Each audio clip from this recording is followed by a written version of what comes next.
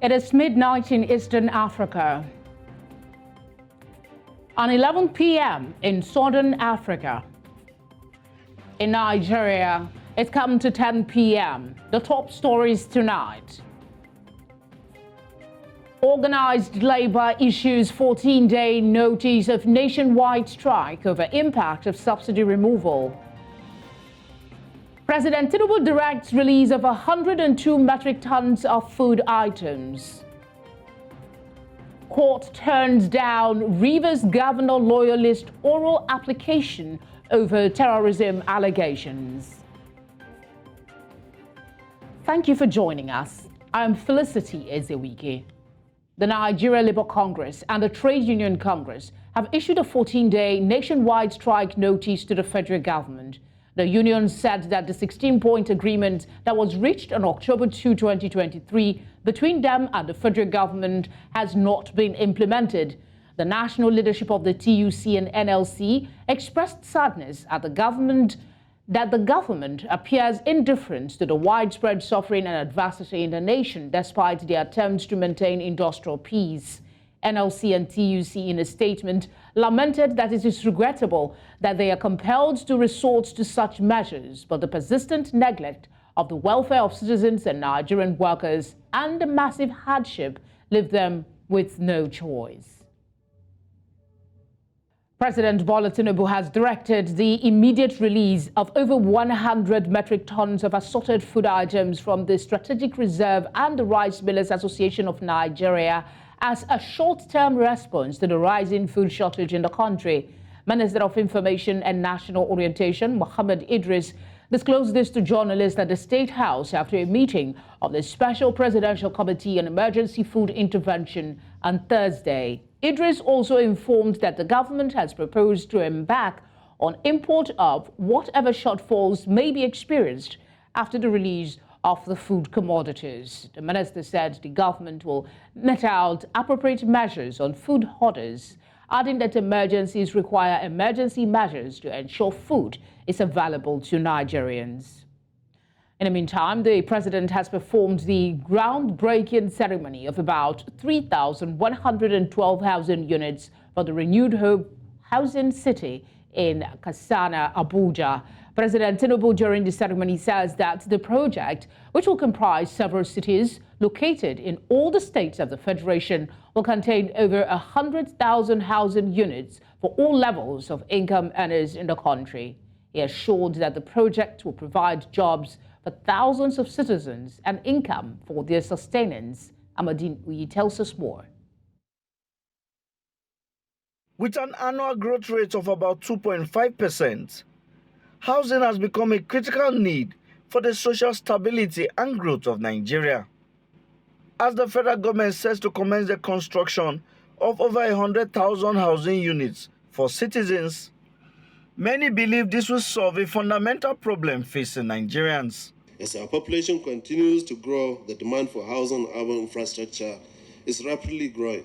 Our existing cities are grappling with issues of congestion, inadequate housing, and strained infrastructure.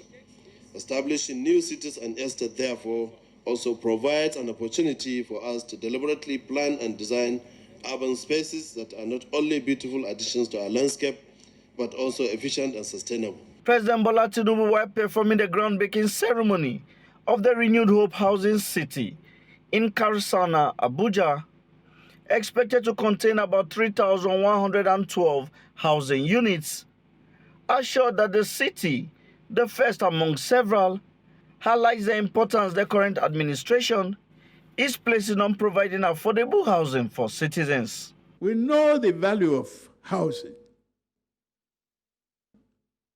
We appreciate the fact that it is an elixir for economic prosperity, job creation, hopefulness. Overvision is not the right thing. The best thing we are doing now is putting housing on the front burner of our needs. He says that the project will provide jobs to thousands of Nigerians, improving their livelihoods. From this site, granite seller, we eat. From this site, water seller, we make a living. From this site, nail sellers, carpenters, all those, roof makers, we make a living. The Minister of Housing took time to give details of the project. Under Phase 1, Your Excellency, we plan to deliver a total of 50,000 housing units across Nigeria. The cities will have 1,000 housing units per site in one location in each of the 6 geographical zones of the country and FCT, while the estate will have 500 housing units per site in the remaining 30 states. The funding for this project will come from a mix of sponsors, comprising the Federal Ministry of Housing and Urban Development budgetary allocations, the Federal Mortgage Bank of Nigeria, the estate development loan they are having, and the public-private partnership with retail developers. The project considers Nigerians from all income brackets, including high, medium, and low-income earners, and will make provisions for those willing to pay yearly through mortgage to acquire the houses. In Abuja for News Central, I am Amadin Uyi. The FCT administration has flagged off the construction of 11 kilometers road project in the Kwali Area Council of Abuja. The minister during the flagging off ceremony says that the road project will stop rural-urban migration, improve security in the area, and help farmers transport their food produce to the Kwali market within the federal capital. Again, my colleague Amadine Uyi tells us more. Yangoji community in the Kwali Area Council of Abuja.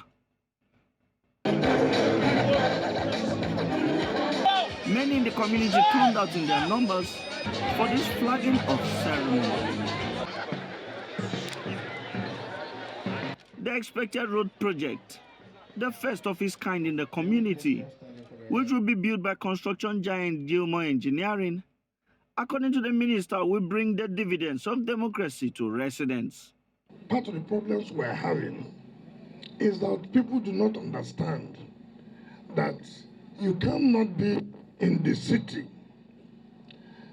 governing, then you don't take care of those at the rural level. Then governance means nothing. The FCT minister says that the road project will bring back lost hope to those in this rural community. So many Nigerians have lost hope. So many Nigerians have lost hope about government. We must have to touch the rural areas because those are the people who felt they have been abandoned, who felt they are not going to get anything from government. And so, Mr. President, no, you don't need to lose hope. I'm here. I'm going to give you back your hope. I'm going to give you back your infrastructure. He says the road project will benefit the residents immensely, integrate them into the Kwali township, and improve farmers' access to the Kwali main market, making it easier to transport their farm produce to the market. FCT is not only the city. If you don't do well in these areas, you create more problems in the city. This job will create employment for the people. Gilmore, make sure the youths who are available to work will work for this. Employ them so they can have something to also pay their children's school fees, to have something to feed their families. It's one of the priorities of Mr. President's 8-point agenda. By the time we finish, and you look at the number of jobs that will be created within this period, it will be astonishing. And the contractor go home and relax. Nothing like we have not been paid. No, go home and relax. This is very, very key. You have talked about rural-urban migration, and it is one of the areas I think you are trying to address, preventing people migrating from rural areas to go to the city centers to enjoy the good things of life. This time around, these things are around with us. We have good roads. So I think it's really very important. Note that by the time the construction of the road is complete, several rural communities along the road for the first time will begin to travel on tarred road with their agricultural produce seamlessly to Kuali town and other neighboring towns such as Gwagwalada and Namba. The minister assured residents of the community that the project will be completed on time, saying President Bola Tinubu will fulfill all promises made to citizens. In Abuja for News Central, I am Amadine Uyi. Thank you very much, Amadine. Let's move away from infrastructure establishment by the federal government to look at another aspect, and that's the 14-day ultimatum notice given by the NLC and TUC to the federal government to address the hardship that has come as a result of the fuel subsidy removal. To help us understand this a little more, I'm joined by labor law expert Ireoluwa Oguntuashe. Thank you very much for joining us.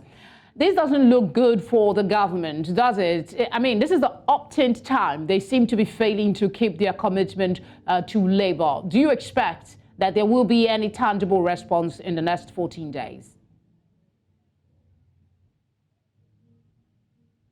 Well, for me, whether there's going to be any tangible response or not, we need to consider the history. Well, when we look at the history of strike in Nigeria, for me, I would say that strike has never been seen to produce a favorable result. And I would also say that over time, when the labor unions, which is the NLC and the TUC, whenever they make any threat like this, the federal government has always been seen not to comply, with the threats. But in all of this, who suffered? The Nigerian people suffer. And when the Nigerian people suffer, the economy suffer. Now, we're complaining about the economy. And again, we're also looking at imminent strike. So if we look at all of this, is strike the solution? I think the solution for me, and what I've always advocated, has always been sitting down at the bargaining table in order to determine how best we can push this country forward. Agree that the federal government may not, may not be seen to be complying at the moment with what the labor wants. But I think labor also needs to be more creative in not issuing this warning of strike or going on strike at every point in time. But really, what other option, Ireoluwa, what other options are there for them? This is not the first time, like I said in my question, that the government is reneging or not complying with promises that it made to the people. And we're talking about a situation where you already have protests over the economic hardship in the country, now being compounded by this threat. So if you were labor, what options would you explore? What are they for them? Now, that's a very intelligent question. I think we need to consider picketing, aggressive picketing. One thing I know about the government is that they don't like a situation whereby people will troop out and people will voice out their opinion aggressively against what they are doing. Now, if labor adopts the procedure of picketing and adopt the procedure of buying public opinion on their side, such that in conjunction with what they are going to do, coming out, people can also join them to also protest against what the government... But has picketing really... I'm not talking about... From your experience, has picketing really brought the required response? Just the other day, there was a protest and people had placards. And what next? The police came. The next thing, tear gas. You think that will be an effective solution to a national crisis of government continuously failing to hold up its end of the bargain? Now, when I talk about picketing, what I'm trying to say in essence, now you talk about the issue of the police. I think all these things has procedures. Before labor embark, labor will not just say that we want to protest. All these notices would have been sent to the police, notice that we're going to do something within a particular period of time. And even the law allows the police to even come out and protect the protesters. We've seen it done several times. Is only when the people seems to be going out of control or that thing seems to be hijacked. That is when, the police may now need to reasonably control law and order. But I'm talking of a situation whereby notices would have been sent, everything would have been sent, publication would have been done, and people will come out peacefully to protest. Of course, we saw the one that was done in Niger, and there was no report of the police tear gassing anybody. So what I'm talking about here is I'm talking about reasonable protest. I'm talking about peaceful protest. I'm talking about protest whereby people will come out and show their grievances against the government. But there's a part to that question that you've not responded to. Even if they do picketing or they do strike, has that elicited in the history of this country the right response from the government consistently that gives you some optimism that this time around that the NLC is choosing to go this path, there will be some response? Now, when we're talking about being a response, I understand what you're trying to say. But again, you talk about government consistently not listening. So I'm also talking about the labor consistently coming out to picket that government. Now, one thing I know about the government is that they're always very conscious about their image. And anything that is being put out there, in this era of social media, everybody is listening to it, everybody is watching it. Including Nigerians in diaspora and including foreigners. So I know that there is no government that will want its image to be badly laundered, especially in the mind of the international community, in the face of the international community. And that is why I'm suggesting picketing and also coming out to peacefully protest. All right, if you were to advise the NLC and the TUC as they prepare for the 14-day ultimatum, aside picketing, how else would you advise that they engage with the government? And on the side of the government, what actions do you expect to see from them to stop the NLC on its tracks from taking this action of going on strike? Well, for me, I would always advise reasonable collective bargaining. And when I say reasonable collective bargaining, it involves reasonably engaging the government such that the two parties will sit down at the bargaining table. The labor would always lay itself bare, and also the government would also lay itself bare. I think the issue that we've been having is, in all fairness, and I'll bear my mind, the issue that we've been having is insincerity on the part of the government. Now, let government be sincere. Anything that government has promised to do, let it not just be a promise, let it not just be wishful thinking. The government must not only be seen to be promising, but the government must be seen to be doing. Now, we need to have an action government such that, when they make a word, they would always keep to it, and the citizens would always be assured that the government will keep to it.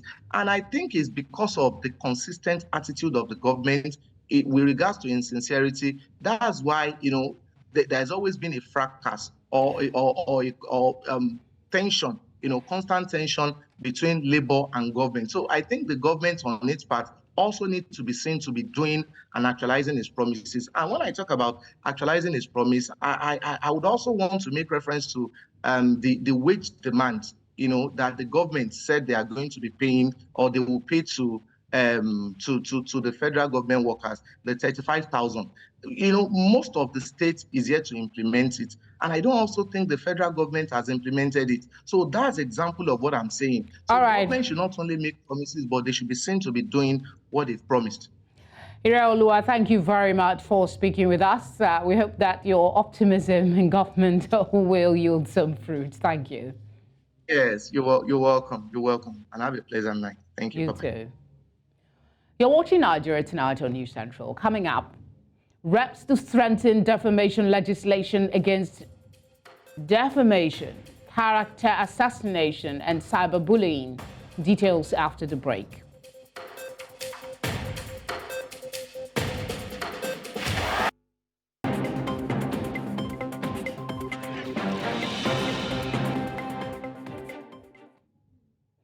If you've just joined us, you're watching Nigeria Tonight. A reminder of our top stories.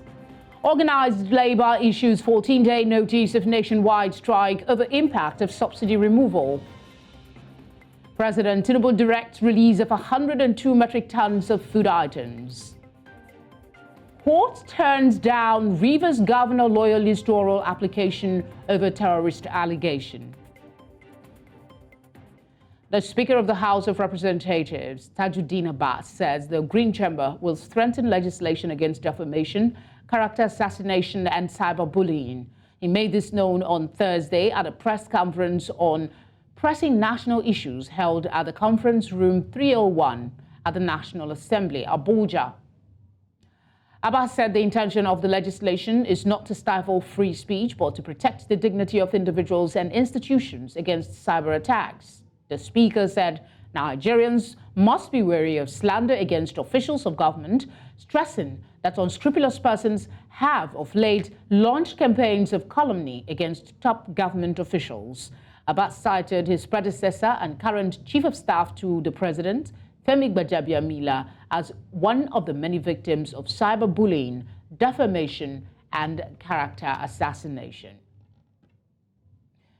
To discuss this, I'm joined by IT specialist Temitayo Okuboyejo. Thank you very much for joining us.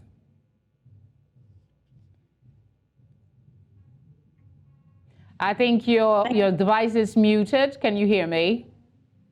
Yes, I can hear you now. Thank you for having me, and good evening. Good evening. Thanks again for joining us. What form of strengthening do you expect the Green Chamber is looking to take on with the defamation legislation?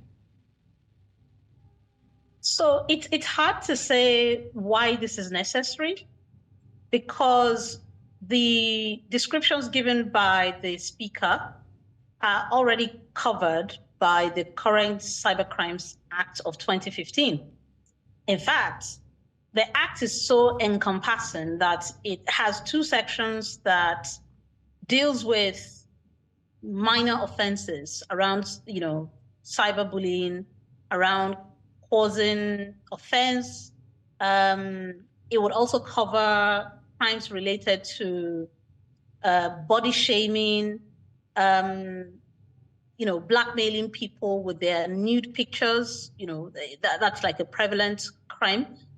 And then it also builds on that. The second section covers elements such as causing danger, slander, injury, or ill will to an individual. So you kind of begin to wonder where the gap is and what the House of Representatives is doing with respect to what they mean by strengthening the law. As it is now, the law pretty much covers all those areas that are mentioned in his address. Is it now safe to say that this latest move is most likely dead on arrival? So it's an interesting one, because it's not only that the act is currently encompassing, the act has also been tested. There are several instances where individuals have been charged under this act. So it would be, I'm not even sure what Mr. Speaker means by strengthening the law. To give you, a couple of examples. So there was Pastor David Ibiomi against Kemi Olunloyo in 2018. I think her title, Kemi Olunloyo was eventually arraigned. She was arrested and arraigned. And it wasn't until David Ibiomi himself chose to withdraw the case, file a discontinuance, before Kemi was released. Otherwise, she would have been charged under the act. Follow up to that, many of your viewers will remember Aminu Mohammed and the former First Lady of the country, Aisha Buhari. So this young man had written some offensive posts on the internet about the former First Lady. And it was also under the same act that he was arrested. Eventually, people prevailed upon the First Lady, and the young man wasn't charged. Then, even more interestingly, so now let's go to ordinary citizens. So there is the case of Anyo Olubunmi and his lover. So this was a man who was having, he had a relationship with a woman, and he had taken naked pictures of this lady and had chosen to blackmail her with those pictures unless she paid her some money. She didn't pay, and in the end, she went to file a complaint, and this man was arrested. And in his case, and this was, between citizens, in his case, he was eventually convicted, sentenced to 2 years imprisonment, and fined ₦500,000 naira. So I'm not sure if is there maybe perhaps a special a move that the speaker intends to introduce that will better protect public individuals? Because specifically he mentioned protecting public individuals from cyberbullying. He mentioned Femi Gbajabiamila and one other person. So is there something, okay, for instance, if you were to look at the law itself, would there be areas that you think needs tightening specifically for public figures? So, and this is what I'm not sure of. So in general, public individuals, or shall I say political office holders, either appointed or elected, would often have to provide a higher burden of proof because, public criticism is, it's an occupational hazard. It comes with the trade, or, it comes with their job. People are going to have opinions, and rightly so, and they're going to express these opinions. Where those opinions then begin to fall into the line of bullying, of character assassination, of slander, is where you then begin to, you need to look at. And the current law already addresses all of that. And this is why I cited the example of the former First Lady. It doesn't get any more public than that. All right. I mean, you've emphasized repeatedly that, the law is comprehensive as it is, so you don't understand the rationale for this speech. So would it be far-fetched to say this latest move by the House of Reps Speaker is a misplaced priority in a country where we have others pending issues that borders on survival in the country? Yeah. So it's very easy to be cynical about this specific news or this headline. If Mr. Speaker is looking to do something, if he's really looking to strengthen, he hasn't communicated exactly where and what area he wants to strengthen. He hasn't done a good job of communicating that well. And because of that, even I am a bit cynical, but I want to try and keep an open mind and see what they eventually come out with. And you are correct, there are far more pressing priorities. Right now across the country, it's the issue of food inflation. It's, energy crisis, from electricity, from the price of petrol. In fact, from what we hear now, there are now queues across Lagos because, yet again, there is scarcity. There are the issues of safety of lives and security and of persons because you have banditry and, kidnapping across up to 28 states in Nigeria. So yes, I would agree that we have far more pressing priorities as opposed to this thing about protecting the fragile ego of our politicians because, I don't know, people are trolling them essentially. Temitayo, thank you very much for speaking with us. We appreciate your time. Thank you for having me, and have a good evening. You too. About 14 travelers who were recently abducted by gunmen at Inele Eteke in Olala Maboro local government area of Kogi State have been freed. The Kogi State Police Public Relations Officer, SP William Oye, made this known on Thursday evening. Armed bandits had on Saturday hijacked 2 buses belonging to GIG and ABC transport companies and taken away about 14 passengers to an unknown destination. According to reports, God is Good Motors was with 12 passengers while ABC was with 2. Abductors of the 14 passengers of the Abuja-bound buses had contacted families of the victims, demanding 15 million naira as ransom. It is currently unclear if the ransom was paid prior to the release of the abductees. The bill seeking to allow citizens in Nigeria to bear firearms is part of moves to encourage self-defense for citizens from bandits, terrorist and criminal elements is generating reactions across the country. A group in Nigeria's capital, Abuja, has called on the Senate to reject the bill, which is currently awaiting first reading, saying the massive proliferation of small arms and light weapons in the country will compound current insecurity challenges. With Imasin words, the bill, which was sponsored by Senator Ned Nwoko, representing Delta North Senatorial District, which have passed the first reading, is an invitation to anarchy. The non-state actors and some civilians have used illegal arms to wage war against the state of legalizing the use of weapons and captured in the general principles of the bill, as it would not be in the interest of the nation. Therefore, the civil society coalition for credible election is calling on the Senate President, Senator Gosul Akpabio, the Speaker of the House of Representatives, Right Honorable Tajudeen Abbas, and lawmakers of the upper and lower legislative chambers to reject the bill as soon as it is due for the debate.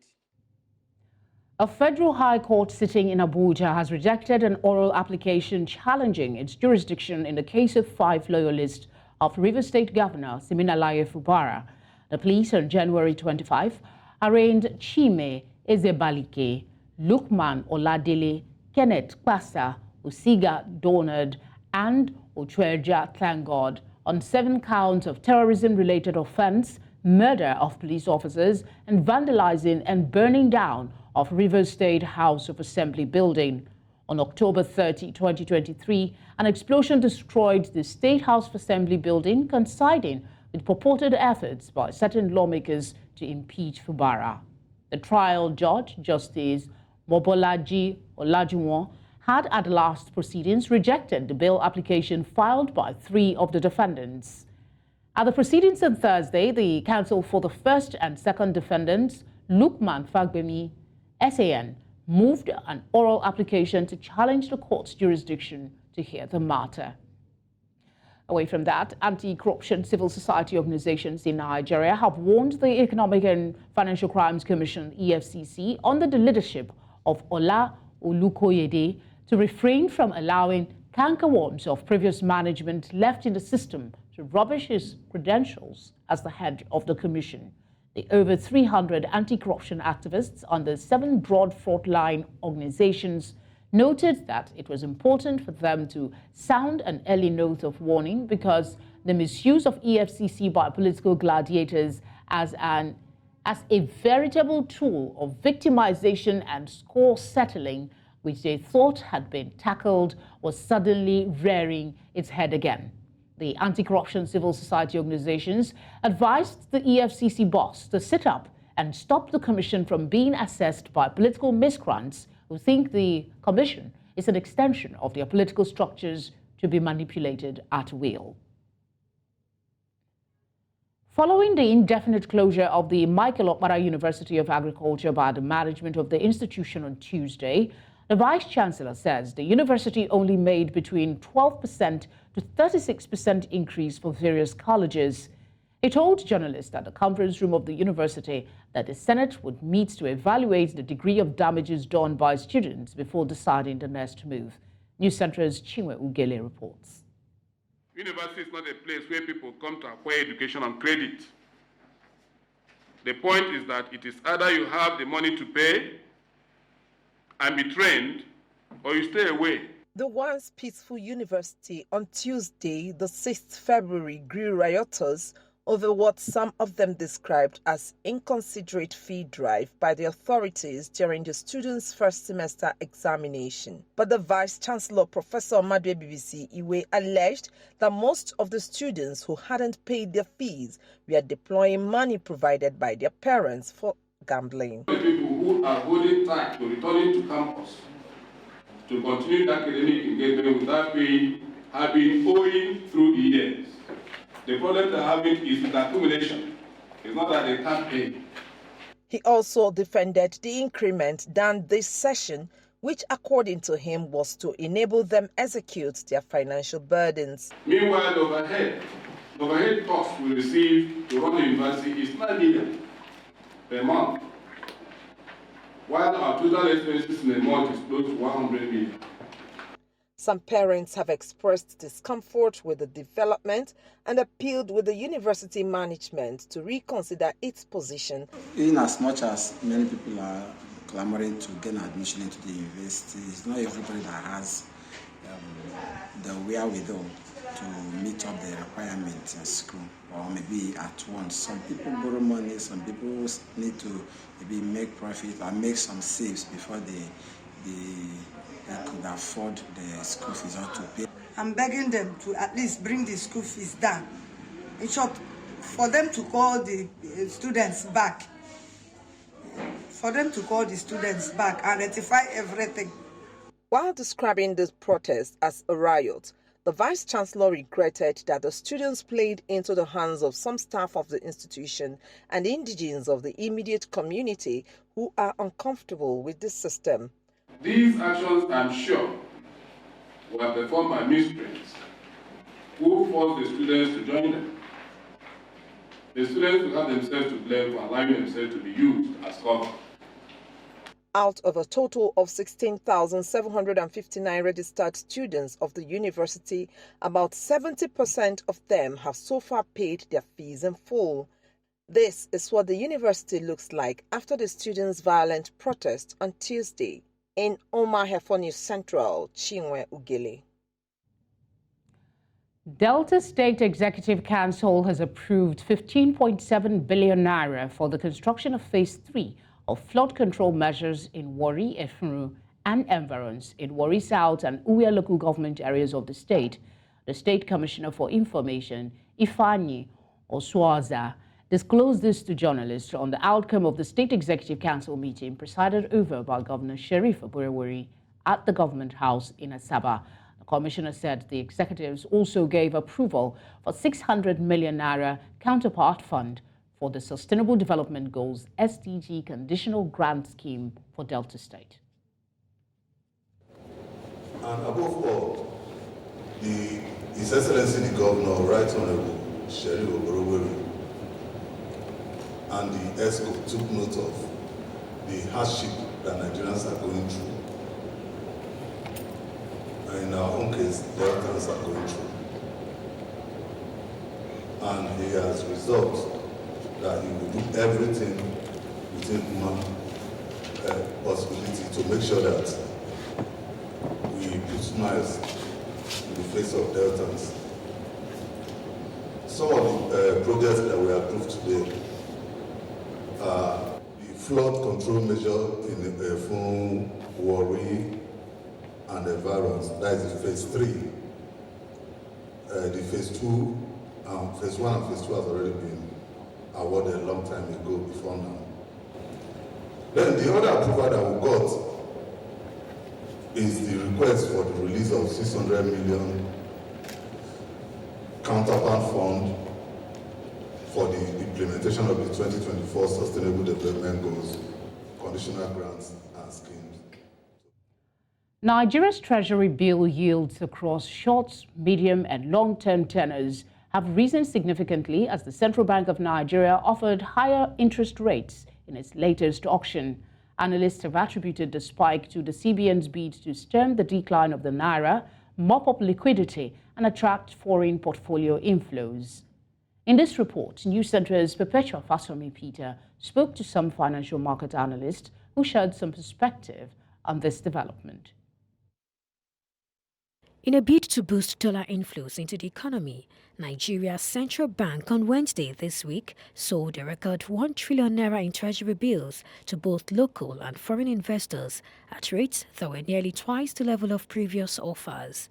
Yields on the offering rose to 19%, the highest in 12 years, from 11.5% at the previous auction. A total of 1 trillion naira was on offer, but was oversubscribed as investors staked a whopping 2.3 trillion naira.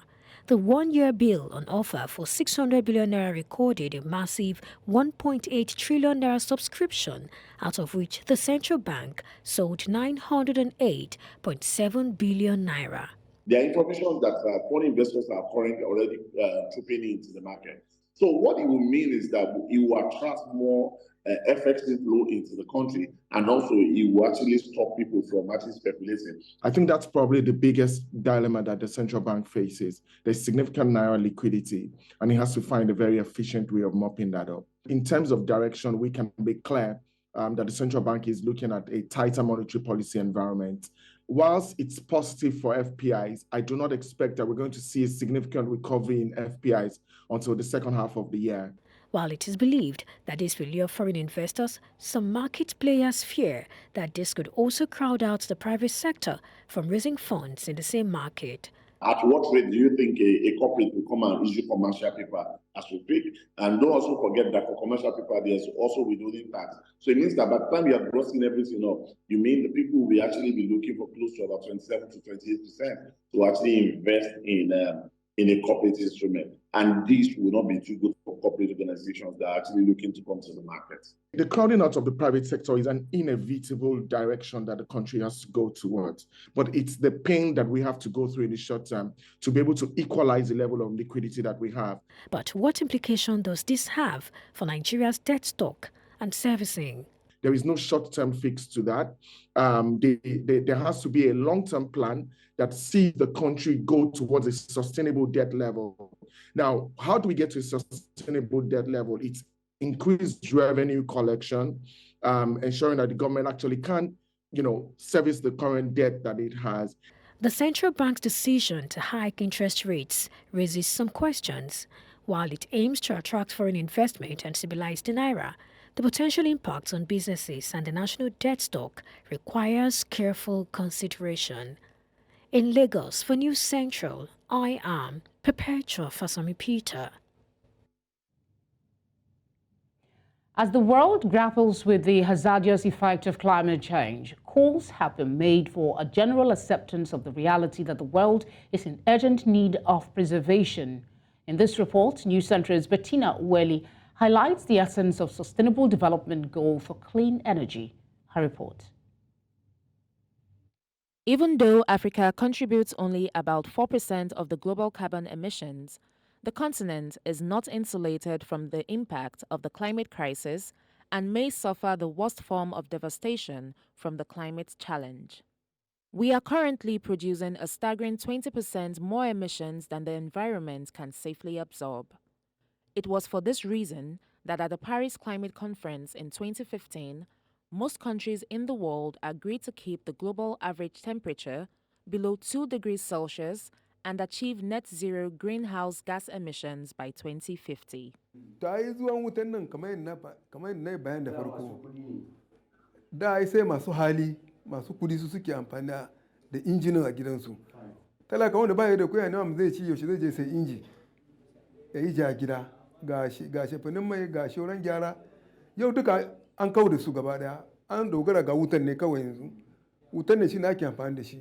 Shi yasa mutane sun soma jin dadin wuta yanzu, kowa da kowa yanzu yana bukatan wuta ne kai gare shi, domin yana gida duk abin zai da wuta ba sai wahalan zuwa wani guri ba. There are 600 million Africans without access to electricity, and Nigeria is the largest, has the highest rates of this unelectrified population across Africa.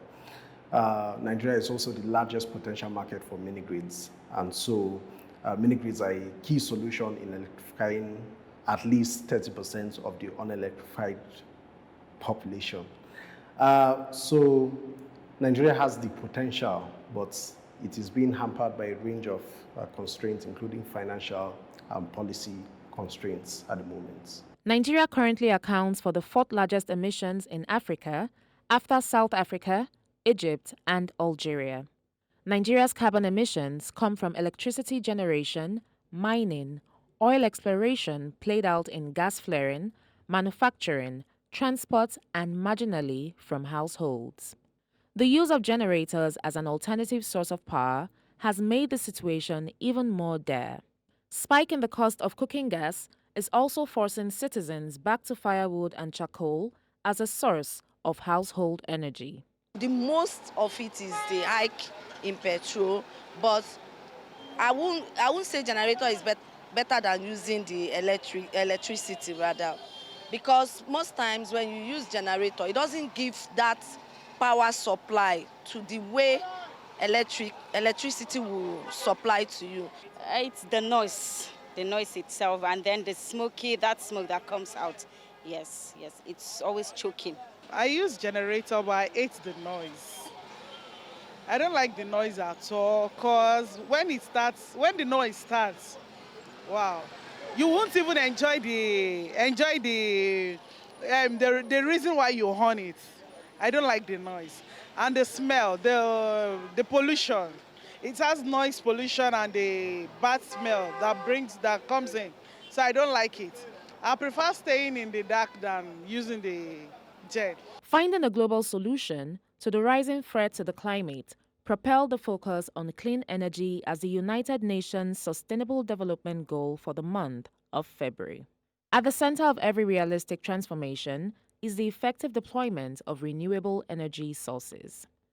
In Lagos, Nigeria, moves are being made to switch to electric commercial buses in a bid to cut down on fossil fuels. There is a lack of infrastructure. So you cannot build, for example, Uber for waste, where there is no waste collection infrastructure. You cannot build or tell people to transition to electric vehicles where there are no charging stations or where there are not even reliable power to charge your vehicle. Whatever innovative electric vehicle there is a limit to the distance, the kilometer that you can go without being charged. And if we do not have infrastructures like charging stations, then that means that we can't have electric vehicles. Even when maybe entrepreneurs then innovate and install charging stations, if there is no reliable power, grid power, for example, it means that we then have to start even power charging stations with diesel, which again defeats the entire climate action purpose. Electric cars require very little maintenance, and for people who are thinking electricity is not available, you can solve that problem by providing solar powered packs where the cars will be charged properly. You could also use IPPs to charge it, but this is really a perfect thing. It also helps drastically by reducing the amount of environmental pollutions that we have from ICE cars. Seeking a remedy to the steady injury on the climate may demand a sincere appraisal of the sources of the threat and responsibilities assigned in direct proportion with damages caused. To address the challenge, Nigeria must immediately commit to urgent climate action that is backed by resolute ideas, political will, and citizen effort. There is also a need to invest in effective public transport system to reduce the number of cars on the road and, by implication, the number of emissions. Climate action has become a global emergency, and Nigeria cannot afford to be left behind. I believe that with political will, Nigeria can meet those goals. And like we said earlier on, DCERA, which is decentralization, storage, efficiencies, recycling, repurposing, and artificial intelligence, is a solid concept for us to reach our goals when it comes to transition and renewable energy. Nigeria must immediately work to harness, optimize, and integrate its renewable energy potential, as the abundance of hydro, sun, and wind provides incredible opportunities for energy transition and to meet its net zero target. In Lagos, for News Central, Bettina Nwili. Let's now join our sports desk for the latest in the world of sports.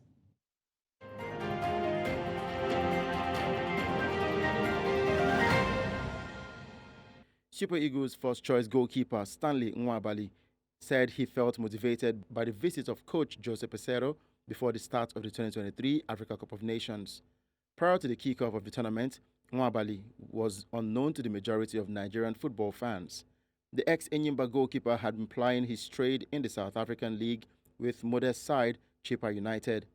A visit by Peseiro to his club before the kickoff of the tournament saw him push into limelight, where he has since displaced Francis Uzoho. Despite keeping 4 clean sheets and stopping 2 penalties in the shootout win over South Africa, critics claim the Chippa United shot-stopper has not been adequately tested and was merely the beneficiary of a strong defense line that has conceded only 2 goals in 6 games. Nwabali has shrugged off the criticism, saying he wasn't bothered and was more concerned about the team's success. To me, there is no room to talk about criticism now, because it happens in football. When football goes like this and your fans really want more for you, they must say this kind of thing. So, but I didn't see it as anything. I just see it like a motivation to me to keep working and just show my team and my country. So,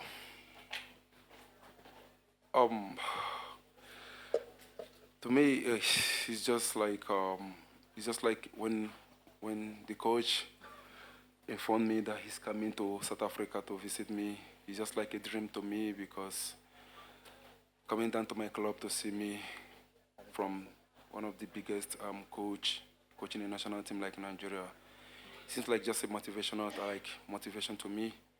Like when he said he's coming to see me, I always thought to myself like it's going to be a nice honor to me, and just look like that. Yeah. Nigerians in South Africa have hailed the Super Eagles for putting up a great fighting spirit as they defeated South Africa and advanced to the final of the 2023 African Cup of Nations tournament. The Eagles defeated the Bafana 4-2 on penalties following a thrilling 1-0 draw in 120 minutes of play. On Sunday, the 11th of February, the Super Eagles, who last won the AFCON Championship in 2013, will face host nation Ivory Coast in the final, who last won the AFCON tournament in 2015. It was fantastic. We showed South Africa how we are. We showed them that they are our rival. We are the one who teach them the football. Although everything went well, they show us what they are made of, but we show them our hidden side.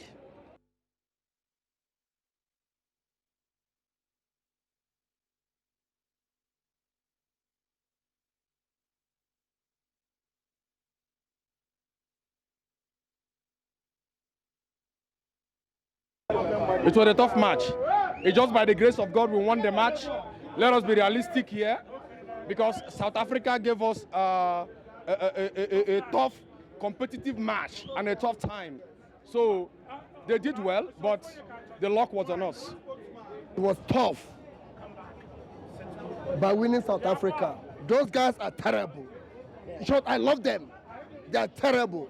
They can play. You know, we always keep getting threats. Like, it's not the first time, it's not the second time that we always get in threats. So, like, we are Nigeria, we are one. Nothing can bring us down. And our motto is no grief for anybody. This 2024, we are going to win the AFCON Cup. And that's a wrap on Sport Update. I am Udoka Njoku.